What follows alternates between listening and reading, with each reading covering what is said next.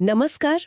आज हम जीव विज्ञान के एक बेहद जरूरी अध्याय पौधों में श्वसन मतलब रेस्पिरेशन इन प्लांट्स को थोड़ा गहराई से समझेंगे। हाँ बिल्कुल। नीट की तैयारी करने वालों के लिए ये जानना तो बहुत ही महत्वपूर्ण है कि पौधे भोजन से ऊर्जा कैसे निकालते हैं। बिल्कुल। और हम कोशिश करेंगे कि ये पूरी प्रक्रिया, इसके जो अलग अलग स्टेप्स हैं, उन्हें एकदम सरल और यादगार बना दें। हाँ, हमारा लक्ष्य यही है कि इस सत्र के बाद पौधों में ये एनर्जी प्रोडक्शन कैसे होता है, इसकी पूरी कहानी एकदम साफ हो जाए। ये तो खैर हम जानते ही हैं कि सभी जीवित जीवों को, चाहे पौधे हों या जानवर, ऊर्जा तो चाहिए ही हाँ बिल्कुल। अपने रोजमर्रा के कामों के लिए, जैसे एब्जॉर्प्शन है, ट्रांसपोर्ट है, मूवमेंट, रिप्रोडक्शन, श्योर। इन सब के लिए। और ये ऊर्जा आती कहाँ से? ये आती है भोजन के ऑक्सीडेशन से। पौधे, खासकर हरे पौधे और साइनोबैक्टीरिया, वो तो फोटोसिंथेसिस से अपना भोजन खुद बनाते हैं। इसमें वो लाइट एनर्जी को केमिकल एनर्जी में बदलते हैं और उसे स्टोर करते हैं कार्बोहाइड्रेट्स में, जैसे ग्लूकोज, सुक्रोज या स्टार्च के केमिकल बॉन्ड्स में। हाँ, पौधे तो ऑटोट्रोफ्स होते हैं, पर यह भी याद रखना जरूरी है कि पौधे के सारे हिस्से, खासकर जो हरे नहीं हैं, जैसे जड़ें। हाँ, जड़ें या तने के अंदरूनी हिस्से, वो फोटोसिंथेसिस नहीं कर सकते। उन्हें भी तो ऊर्जा चाहिए। सही कहा। और वो ऊर्जा भोजन के रूप में हरे हिस्सों से ट्रांसलोकेट होकर उन तक पहुंचती है। अच्छा। और दूसरी तरफ जानवर हैं, हेटेरोट्रॉफिक, वो भोजन के लिए सीधे या इनडायरेक्टली पौधों पर ही निर्भर करते हैं। कुछ फंगाई जैसे जीव सैप्रोफाइट्स होते हैं, मरे हुए पदार्थों से पोषण लेते हैं। पर पॉइंट ये है कि श्वसन के लिए इस्तेमाल होने वाला सारा भोजन अल्टीमेटली आता फोटोसिंथेसिस से ही है। अच्छा, तो ये कोशिकीय श्वसन मतलब सेल्यूलर रेस्पिरेशन, ये असल में है क्या? इसे थोड़ा और साफ करें। हाँ, तो सेल्यूलर रेस्पिरेशन वो प्रोसेस है जिसमें कोशिका के अंदर जो कॉम्प्लेक्स ऑर्गेनिक मॉलिक्यूल्स होते हैं, जिन्हें रेस्पिरेटरी सबस्ट्रेट्स कहते हैं। जैसे कार्बोहाइड्रेट्स, फैट्स, प्रोटीन, बिल्कुल। ये टूटते हैं ऑक्सीडेशन के द्वारा। खासकर इनके कार्बन कार्बन बॉन्ड्स टूटते हैं और इससे अच्छी खासी मात्रा में ऊर्जा निकलती है। और ये ऊर्जा एकदम से नहीं निकलती है ना, मतलब धमाके की तरह? नहीं नहीं, बिल्कुल नहीं। अगर एक साथ निकलेगी तो कोशिका उसे संभाल ही नहीं पाएगी, ज्यादातर हीट के रूप में वेस्ट हो जाएगी। अच्छा। इसीलिए ये ऊर्जा धीरे धीरे निकलती है, कई छोटे छोटे स्टेप्स में। स्टेप वाइज एंजाइमेटिक रिएक्शंस होते हैं। हर स्टेप को खास एंजाइम्स कंट्रोल करते हैं। और इस निकलने वाली ऊर्जा का बड़ा हिस्सा एटीपी, एडिनोसिन ट्राइफॉस्फेट नाम के अणु के केमिकल बॉन्ड्स में पकड़ लिया जाता है, स्टोर हो जाता है। एटीपी, जिसे कोशिका की एनर्जी करेंसी भी कहते हैं। एकदम सही, एनर्जी करेंसी। जब भी कोशिका को ऊर्जा चाहिए, वो एटीपी के बंधन को तोड़कर ऊर्जा ले लेती है। अच्छा। और एक और बात, श्वसन के दौरान जो कार्बन स्केलेटन बनते हैं, इंटरमीडिएट्स, वो दूसरे जरूरी अणुओं के बायोसिंथेसिस के लिए प्रीकर्सर का काम भी करते हैं। जैसे अमीनो एसिड्स या फैटी एसिड्स बनाने के लिए? बिल्कुल। एक आम सवाल आता है दिमाग में, क्या पौधे भी हमारी तरह सांस लेते हैं? मतलब डू प्लांट्स ब्रीथ? हाँ, लेते हैं। पौधे श्वसन के लिए ऑक्सीजन O2 लेते हैं और कार्बन डाइऑक्साइड CO2 छोड़ते हैं। पर जानवरों की तरह उनके पास कोई खास रेस्पिरेटरी ऑर्गन्स जैसे फेफड़े नहीं होते। तो फिर गैस एक्सचेंज कैसे होता है उनमें? Gaseous exchange. पौधों में गैस एक्सचेंज के लिए पत्तियों पर छोटे छेद होते हैं, स्टोमाटा। हाँ, स्टोमाटा। और पुराने तनों और जड़ों पर लेंटिसिल्स होते हैं। पर पौधों को जानवरों जितनी ज्यादा गैस एक्सचेंज की जरूरत नहीं होती। ऐसा क्यों? इसके कुछ कारण हैं। एक तो पौधे का हर हिस्सा अपनी गैस की जरूरत ज्यादातर खुद ही पूरी कर लेता है। लंबी दूरी तक गैस ट्रांसपोर्ट करने की जरूरत कम होती है। अच्छा। दूसरा, पौधों का ओवरऑल रेस्पिरेशन रेट जानवरों से कम होता है। और तीसरा, पौधों के अंदर जो कोशिकाएं होती हैं, वो थोड़ी ढीली ढाली होती हैं, लूज पैकिंग होती है पेरेन्काइमा सेल्स की। हाँ हाँ। तो हवा के लिए जगह बन जाती है, इंटरकनेक्टेड एयर स्पेसेस होते हैं, गैसें आसानी से कोशिकाओं तक पहुंच जाती हैं। लगभग हर जीवित कोशिका हवा के संपर्क में होती है, ये बहुत पास होती है। चलिए, अब आते हैं श्वसन के प्रकारों पर, टाइप्स ऑफ रेस्पिरेशन। हाँ, तो मुख्य रूप से दो तरह का होता है।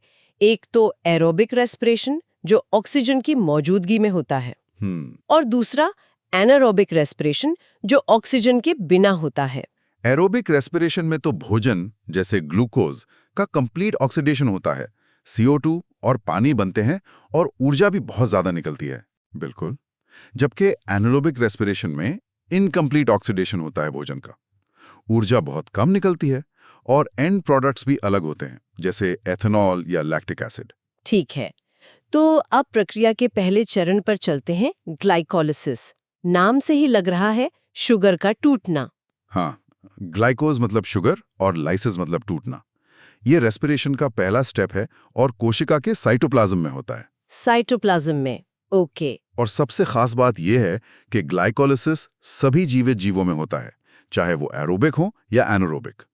इसको EMP पाथवे भी कहते हैं। इसके खोजकर्ताओं एम्डेन, मायरहॉफ और पार्नस के नाम पर। इस प्रक्रिया में होता क्या है, मतलब संक्षेप में? इसमें एक 6 कार्बन वाला ग्लूकोज अणु टूटता है और उससे 3 कार्बन वाले पायरुविक एसिड के 2 अणु बनते हैं। एक ग्लूकोज से 2 पायरुविक एसिड? हाँ, ये पूरी 10 स्टेप रिएक्शन सीरीज है जिसमें कई एंजाइम लगते हैं।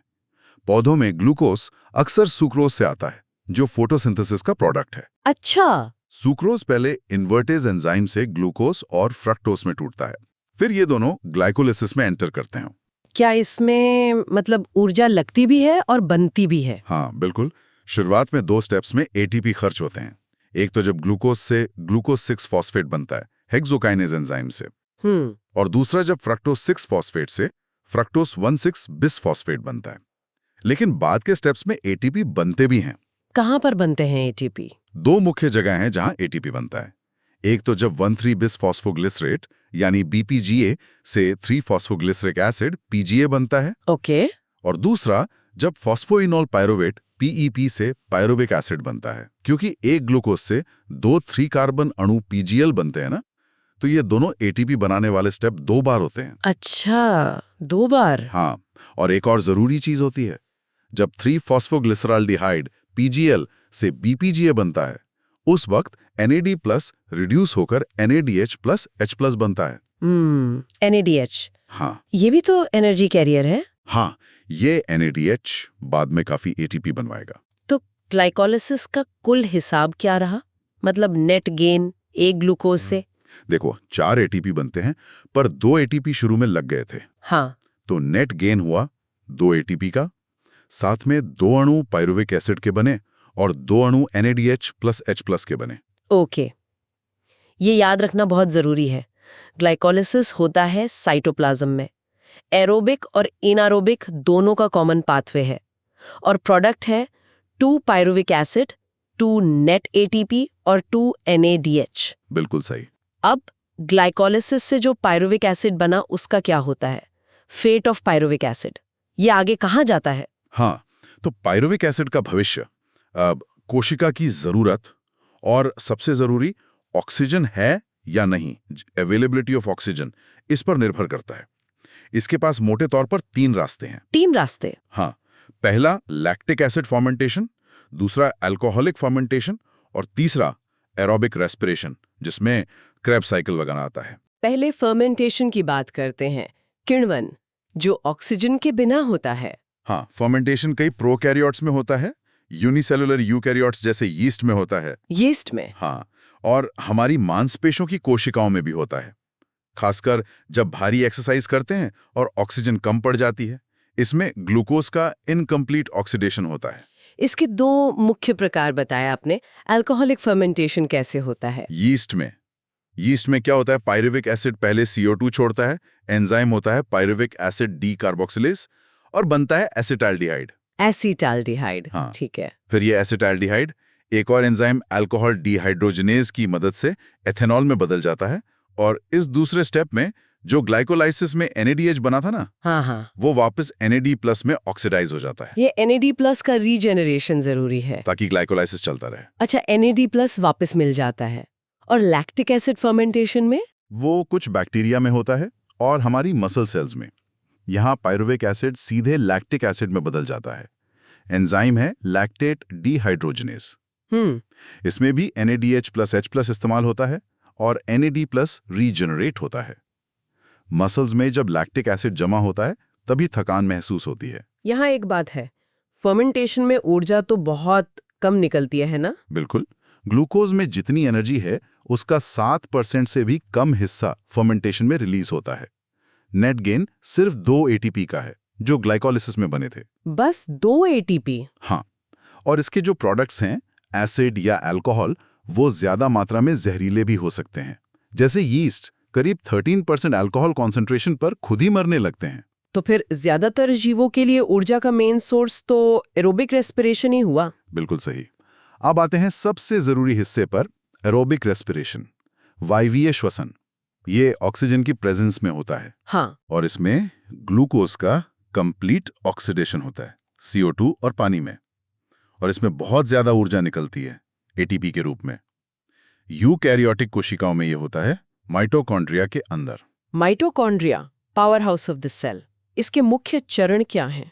एरोबिक रेस्पिरेशन के जो मुख्य कार्यक्रम है वो माइटोकॉन्ड्रिया में होते हैं। पहला, पाइरूवेट का पूरा ऑक्सीडेशन। इसमें पहले एसिटाइल कोए बनता है जिसे लिंक रिएक्शन कहते हैं। और फिर चलता है क्रेब्स साइकिल, दूसरा बड़ा स्टेप है इलेक्ट्रॉन ट्रांसपोर्ट सिस्टम, मतलब ETS, और ऑक्सीडेटिव फॉस्फोराइलेशन, जहां असल में NADH और FADH2 से ज्यादातर ATP बनते हैं। तो ग्लाइकोलिसिस में बना पाइरूविक एसिड साइटोप्लाज्म से निकलकर माइटोकॉन्ड्रिया के मैट्रिक्स में चला जाता है। वहां क्या होता है सबसे पहले? मैट्रिक्स में पहुंचकर पाइरूविक एसिड का होता है ऑक्सीडेटिव डीकार्बोक्सिलेशन। ऑक्सीडेटिव डीकार्बोक्सिलेशन मतलब ऑक्सीडेशन भी और CO2 भी निकलना। हाँ, इसे लिंक रिएक्शन भी कहते हैं। ये ग्लाइकोलिसिस और क्रेब्स साइकिल को जोड़ता है। इसमें एक बड़ा एंजाइम कॉम्प्लेक्स काम करता है, पाइरूवेट डिहाइड्रोजिनेज। अच्छा। पाइरूविक एसिड से एक CO2 अणु निकल जाता है, NAD+ से NADH बनता है, और जो बचा हुआ 2 कार्बन का हिस्सा है वो कोएंजाइम A से जुड़कर बनाता है एसिटाइल कोआई। Acetyl CoA. हाँ। रिएक्शन है pyruvic acid plus coenzyme plus NAD+ plus acetyl CoA plus CO2 plus NADH plus H+। एक ग्लूकोज से, क्योंकि 2 पाइरूविक एसिड बने थे। हाँ, तो 2 बार होगी ये रिएक्शन। सही। तो एक ग्लूकोज से इस लिंक रिएक्शन में बनते हैं 2 एसिटाइल कोए, 2 CO2 और 2 NADH। अब ये एसिटाइल कोए कहाँ जाता है? ये एसिटाइल कोए जो 2 कार्बन अणु हैं, अब एक साइक्लिक पाथवे में एंटर करता है। इसी को कहते हैं क्रेब्स साइकिल या ट्राई कार्बोक्सिलिक एसिड साइकिल, मतलब TCA साइकिल। क्रेब्स साइकिल, इसे सिट्रिक एसिड साइकिल भी कहते हैं शायद। हाँ बिल्कुल, क्योंकि पहला प्रोडक्ट सिट्रिक एसिड बनता है। ये साइकिल भी माइटोकॉन्ड्रियल मैट्रिक्स में ही चलता है। ये साइकिल कैसे काम करता है? क्या इसके सारे इंटरमीडिएट्स याद रखने पड़ेंगे नीट के लिए? देखिए, सारे इंटरमीडिएट शायद जरूरी ना हो, पर साइकिल में हो क्या रहा है, मुख्य बातें वो समझना इंपॉर्टेंट है। साइकिल शुरू होता है जब एसिटाइल कोए 2C मैट्रिक्स में पहले से मौजूद oxalo acetic acid OAA 4C से जुड़ता है। अच्छा। और बनाता है सिट्रिक एसिड 6C। फिर ये सिट्रिक एसिड कई स्टेप्स से गुजरता है जिसमें उसका ऑक्सीडेशन होता है। इस साइकिल का मेन पर्पस क्या है? देखो, इस साइकिल में एसिटाइल कोए के जो 2 कार्बन आए थे वो CO2 के रूप में निकल जाते हैं, मतलब कंप्लीट ऑक्सीडेशन हो गया। सबसे जरूरी बात यह है कि इस प्रोसेस में एनर्जी कैरियर मॉलिक्यूल्स बनते हैं। एक एसिटाइल कोए जब साइकिल में घूमता है तो बनते हैं 3 अणु NADH + H+। 3 NADH। हाँ, एक अणु FADH2 और एक अणु GTP जो ATP के बराबर ही है।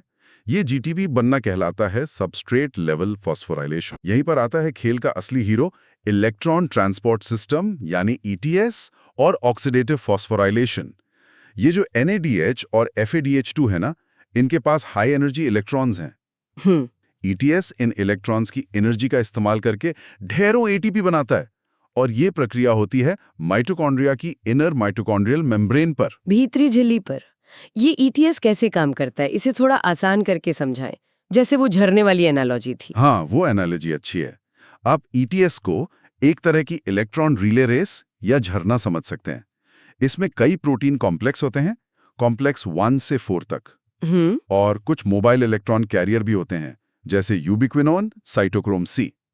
ये सब इनर मेम्ब्रेन में लगे होते हैं। NADH अपने इलेक्ट्रॉन देता है कॉम्प्लेक्स 1 को, FADH2 अपने इलेक्ट्रॉन देता है कॉम्प्लेक्स 2 को। अच्छा, अलग अलग कॉम्प्लेक्स को। फिर इलेक्ट्रॉन एक कैरियर से दूसरे कैरियर तक जाने पहले डाउनहिल, मतलब कम एनर्जी लेवल की तरफ, जैसे पानी झरने में नीचे गिरता है। रास्ता कुछ यूं है, कॉम्प्लेक्स I से यूबिक्विनोन, फिर कॉम्प्लेक्स 3, फिर साइटोक्रोम C, और आखिर में कॉम्प्लेक्स 4 तक। और जैसे इलेक्ट्रॉन आगे बढ़ते हैं, एनर्जी निकलती है। हाँ, हर कदम पर थोड़ी एनर्जी रिलीज होती है। इस निकलने वाली एनर्जी का क्या होता है? इस एनर्जी का इस्तेमाल होता है प्रोटॉन H+ को पंप करने में। कहाँ से कहाँ? माइटोकॉन्ड्रियल मैट्रिक्स से निकलकर झिल्ली के बीच की जगह में, मतलब इंटरमेम्ब्रेन स्पेस में। अच्छा, प्रोटॉन को मैट्रिक्स से बाहर पंप किया जाता है। हाँ, इससे इंटरमेम्ब्रेन स्पेस में प्रोटॉन की कॉन्सेंट्रेशन बहुत बढ़ जाती है और मैट्रिक्स में कम हो जाती है। इसी को कहते हैं प्रोटॉन ग्रेडियंट या प्रोटॉन मोटिव फोर्स। ये एक तरह की स्टोर्ड पोटेंशियल एनर्जी है। और अंत में इलेक्ट्रॉन का क्या होता है? ऑक्सीजन कहाँ आती है इस कहानी में? इलेक्ट्रॉन जब इस रिले रेस के अंत में पहुंचते हैं कॉम्प्लेक्स 4 पर, तो उन्हें फाइनल इलेक्ट्रॉन एक्सेप्टर यानी ऑक्सीजन O2 ग्रहण कर लेती है। अच्छा, ऑक्सीजन है फाइनल एक्सेप्टर। हाँ, ऑक्सीजन फिर प्रोटॉन H+ के साथ मिलकर पानी H2O बना लेती है। ऑक्सीजन का रोल यहीं तक सीमित है, पर यह बहुत जरूरी है। अगर ऑक्सीजन इलेक्ट्रॉन को नहीं हटाएगी तो पूरी ETS चेन जाम हो जाएगी, रुक जाएगी। अब उस प्रोटॉन ग्रेडियंट का क्या होता है जो इंटरमेम्ब्रेन स्पेस में बना था? ATP कैसे बनता है उससे? हाँ, तो इंटरमेम्ब्रेन स्पेस में जो H+ जमा हो गए हैं वो वापस मैट्रिक्स में जाना चाहते हैं क्योंकि ग्रेडियंट है। हाँ, लेकिन वो झिल्ली को सीधे पार नहीं कर सकते। उनके लिए एक खास दरवाजा है, एक और प्रोटीन कॉम्प्लेक्स, जिसे कहते हैं कॉम्प्लेक्स 5 या ATP सिंथेस। ATP सिंथेज, नाम से ही लग रहा है ये ATP बनाता होगा। बिल्कुल। ATP सिंथेज के 2 हिस्से होते हैं, एक F0 जो मेम्ब्रेन में चैनल बनाता है प्रोटॉन के लिए, और दूसरा F1 जो मैट्रिक्स की तरफ निकला होता है और असल में ATP बनाता है। अच्छा। जब प्रोटॉन इस F0 चैनल से होकर वापस मैट्रिक्स में गुजरते हैं तो उससे F1 वाले हिस्से में एक तरह की रोटेशनल एनर्जी पैदा होती है। और इसी एनर्जी का इस्तेमाल करके F1 एंजाइम ADP और इनऑर्गेनिक फॉस्फेट पाई को जोड़कर ATP बना देता है। वाह। इसी प्रक्रिया को कहते हैं ऑक्सीडेटिव फॉस्फोराइलेशन। ऑक्सीडेटिव क्योंकि ये NADHF और FADH2 के ऑक्सीडेशन से जुड़ी है, और फॉस्फोराइलेशन क्योंकि ATP बन रहा है। NCERT highlight. एक NADH से कितने ATP बनते हैं इस प्रोसेस में और एक FADH2 से कितने, ये जरूरी है। हाँ, औसतन एक NADH मॉलिक्यूल जब ETS में ऑक्सीडाइज होता है तो उससे लगभग 3 ATP बनते हैं। 3 ATP। और एक FADH2 मॉलिक्यूल के ऑक्सीडेशन से लगभग 2 ATP बनते हैं। 2 ATP। ठीक है, ये मान याद रखना है। हाँ, ये स्टैंडर्ड वैल्यूज हैं जो आमतौर पर यूज होती हैं। तो कुल मिला के एरोबिक रेस्पिरेशन की पूरी प्रक्रिया का अगर हिसाब लगाएं, रेस्पिरेटरी बैलेंस शीट बनाएं, तो एक ग्लूकोज से कितने ATP बने? देखिए, ये जो कैलकुलेशन है ये कुछ अजम्पशंस पर आधारित होती हैं। हाँ, जैसे कि सब कुछ बिल्कुल क्रम से हो रहा है, कोई इंटरमीडिएट कहीं और इस्तेमाल नहीं हो रहा। बिल्कुल। और ग्लाइकोलिसिस का NADH भी बिना किसी नुकसान के माइटोकॉन्ड्रिया में पहुंच गया। असल कोशिका में ऐसा परफेक्ट सिस्टम नहीं होता। हाँ, सेल में तो सब कुछ बहुत डायनामिक होता है। पर एक थियोरेटिकल कैलकुलेशन तो कर सकते हैं समझने के लिए। हाँ बिल्कुल, और वो कैलकुलेशन इस तरह से है, मोटे तौर पर ग्लाइकोलिसिस से 2 ATP सीधे मिले प्लस 2 NADH जो ETS में 2 × 3 = 6 ATP देंगे इज इक्वल टू कुल 8 ATP। ओके। लिंक रिएक्शन से 2 NADH जो ETS में 2 × 3 = 6 ATP देंगे इज इक्वल टू 6 ATP। ठीक है। क्रेब्स साइकिल से 2 ATP और GTP सीधे मिले plus 6 NADH 6 × 3 = 18 ATP plus 2 FADH2 2 × 2 = 4 ATP is equal to कुल 24 ATP। तो कुल योग कितना हुआ? 8 + 6 + 24 38 ATP प्रति ग्लूकोज अणु। 38 ATP। नीट टिप, कुछ किताबों में 36 ATP भी लिखा होता है, ये फर्क क्यों? हाँ, वो इस बात पर निर्भर करता है कि ग्लाइकोलिसिस में बना NADH साइटोप्लाज्म से माइटोकॉन्ड्रिया में कैसे जाता है। उसके लिए अलग-अलग शटल सिस्टम होते हैं जिनमें कभी-कभी थोड़ी एनर्जी खर्च हो जाती है। तो 36 से 38 ATP की रेंज याद रखना सबसे सेफ है। अच्छा, पर ये फर्मेंटेशन के 2 ATP की तुलना में तो बहुत ही ज्यादा है। हाँ, कहाँ 2 और कहाँ 36 या 38। एरोबिक रेस्पिरेशन ग्लूकोज से एनर्जी निकालने का कहीं ज्यादा एफिशिएंट तरीका है। इसमें ग्लूकोज का पूरा ब्रेकडाउन होता है और NAD+ का रीजनरेशन भी ETS के जरिए फटाफट होता रहता है। हमने रेस्पिरेशन को अब तक एक कैटाबॉलिक प्रक्रिया के रूप में देखा, मतलब जिसमें चीजें टूटती हैं। पर क्या ये पूरी कहानी है? नहीं, ये पूरी कहानी नहीं है। अगर हम ब्रॉडर पर्सपेक्टिव से देखें तो रेस्पिरेटरी पाथवे सिर्फ तोड़ने यानी कैटाबोलिज्म का ही काम नहीं करता। अच्छा। हाँ, ये जोड़ने मतलब सिंथेसिस में भी मदद करता है। रेस्पिरेशन के कई इंटरमीडिएट्स दूसरे जरूरी मॉलिक्यूल बनाने के लिए रास्ते से निकाले जा सकते हैं। जैसे? कोई उदाहरण? जैसे अगर सेल को फैटी एसिड बनाने हैं तो एसिटाइल को ए क्रेब्स साइकिल में जाने के बजाय फैटी एसिड सिंथेसिस में चला जाता है। अच्छा। और उल्टा भी होता है, जब बॉडी फैट को एनर्जी के लिए यूज करती है तो फैटी एसिड टूटकर एसिटाइल को ए बनाते हैं और रेस्पिरेटरी पाथवे में एंटर करते हैं। इसी तरह क्रेब्स साइकिल का एक इंटरमीडिएट है अल्फा कीटोग्लूटारिक एसिड। वो अमीनो एसिड बनाने के काम आता है, जैसे ग्लूटामेट। और अमीनो एसिड्स भी डीएमिनेशन के बाद जरूरत के हिसाब से पाइरुवेट, एसिटाइल को ए या क्रेब्स साइकिल के किसी इंटरमीडिएट के रूप में रेस्पिरेशन में घुस सकते हैं। इसका मतलब रेस्पिरेशन पाथवे एक तरह का चौराहा है जहां से अणु निकल भी सकते हैं बनाने के लिए और टूटकर जुड़ भी सकते हैं ऊर्जा देने के लिए। बिल्कुल। इसीलिए रेस्पिरेशन पाथवे को सिर्फ कैटाबॉलिक कहना ठीक नहीं है, इसे एम्फीबॉलिक पाथवे कहना ज्यादा सही है। एम्फी मतलब दोनों, ये कैटाबॉलिज्म और एनाबॉलिज्म दोनों में शामिल है। एम्फीबॉलिक पाथवे, ये टर्म याद रखना है।